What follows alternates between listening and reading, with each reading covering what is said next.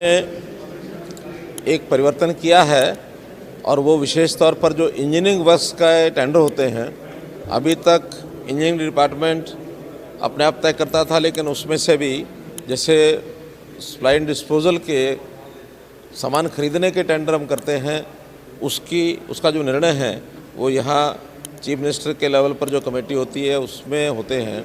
इसी प्रकार engineering works के काम भी 10 करोड़ रुपए से ऊपर जो होंगे वो इसी कमेटी के द्वारा तय किए जाएंगे।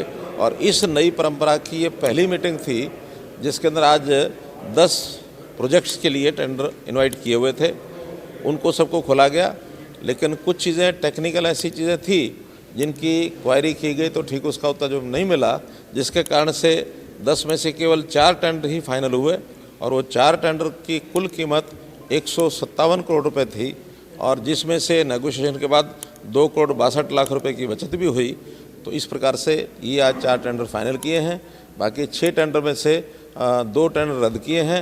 4 टेंडर का कुछ क्वायरीज हैं जिसके कारण से उनको डेफर किया गया है और अगली मीटिंग में तुरंत उनको टेकअप किया जाएगा। सर, आज इसके अलावा अभी बैठक के लिए आप जा रहे हैं, विधायक दल की बैठक आप करने जा रहे हैं। अमूमन आप करते हैं, लेकिन आज विधायक दल कर रहे हैं। आज तो सिंपल उनसे एक फीडबैक लेंगे कि हमारा जो बजट पेश हुआ है उस बजट का फीडबैक क्या है और उसमें जो भी कुछ बातें हुई हैं वो उसका भी सब ध्यान करेंगे। और एक जिसको है ना रूटीन की बैठक है, कोई बहुत अलग विषय इसमें नहीं है। G20 को लेकर कल से शुरुआत हो रही है। G20 देश के सभी प्रांतों में जो कार्यक्रम हो रहे हैं उसमें हरियाणा को 2 कार्यक्रम मिले हैं, जिसका जो पहला कार्यक्रम कल 1 तारीख से शुरू होगा और 4 तारीख को समाप्त होगा।